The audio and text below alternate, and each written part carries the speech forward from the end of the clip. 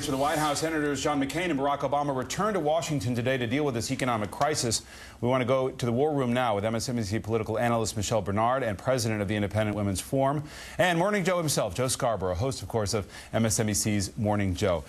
Joe, I want to start with you. This is a pretty unique situation. We're going to hear from Barack Obama, we think, in the moments ahead as he's taken some questions on all of this. But let's talk about Senator McCain as well. There's the question of the debate. There's the question about his presence here in the middle of this bailout. And there's a big philosophical debate about this, the nature of a huge government bailout when he's running for president, when it's tearing apart the Republican Party in many ways. Where are we? You know, the Republican Party is split in half, and it has been since 1994. Everybody in the national media like to talk about the religious right and the divide. That's not it. It's Wall Street Journal Republicans that get their news from the Wall Street Journal editorial page for free trade, for these type of bailouts, for Wall Street, and then you've got the populists. You've got the more libertarians that came in 1994 and really took control of the party. That's our working base right now in the Republican Party. If you're going to run, you need those people, and you also sort of the Ron Paul base, and you also need the Mike Huckabee base.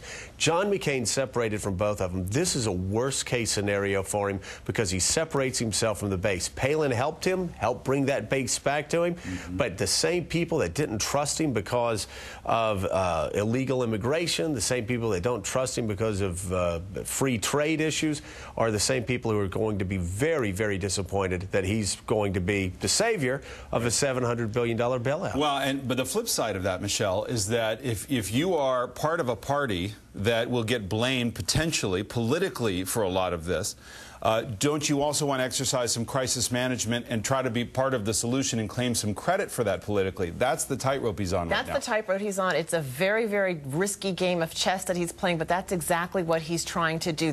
George Bush is going to be blamed for this no matter what happens. We've heard a lot of people saying that the name of the game and the original sin was Fannie Mae and Freddie Mac, but I believe that most people, or most members of the American public, are going to blame it on Bush. And I think what John McCain did yesterday, whether it was a smart move or not, we will know that in the future, but I don't think he had a choice but to do it. He needed to go in, kind of pull the reins away from Barack Obama and say, I'm going to be the savior. The question for him now, in terms of this philosophical debate we're having on the proper role of government, is whether or not he votes for the bailout or he comes up with a better plan and prays to God that it works. It was George Bush's, but he just made it his own. I would have stayed out of town. He overthought himself. He was too clever by half. Stay the hell out of Washington, D.C. while you're bailing out Wall Street tycoons. It's simple. Well, let's get the back and forth on the political gamesmanship and maneuvering on both sides. This was Senator McCain talking about his decision to suspend the campaign, and then also Barney Frank,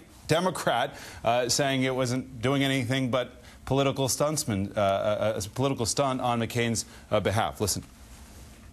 I'm an old Navy pilot, and I know when a crisis calls for all hands on deck. That's the situation in Washington at this very hour, when the whole future of the American economy is in danger. I cannot carry on a campaign as though this dangerous situation had not occurred, or as though a solution were at hand, which it clearly is not. The notion that he's going to come airdrop himself in here tomorrow, it's not a subject with which he was very familiar when he was in the Congress. I think it's just a stunt.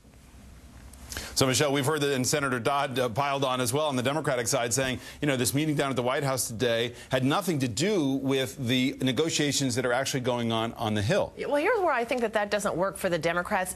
Let's assume, you know, worst case scenario, that they're right, that it's political gamesmanship on the part of the McCain. The public doesn't care. They don't want to see partisan politics now. The American public is worried about pension funds, savings accounts, and whether or not they're going to be able to cash their paycheck next Monday or next Friday when they get paid. They don't want to see the partisan bickering. And the one smart thing that Senator McCain has done in the last day is he's sort of taken the partisanship out of this